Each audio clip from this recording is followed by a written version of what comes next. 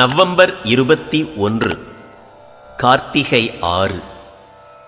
தனக்கு தானே துணை.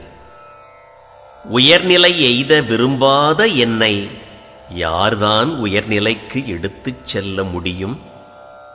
தான் உண்ணும் உணவை மனிதன் தானே ஜீரணம் பண்ணியாக வேண்டும். உடல் வளர்ச்சி தன்னையே பொறுத்தது. அறிவு வளர்ச்சியும் தனக்குத் தானே செய்து கொள்வதாகும்.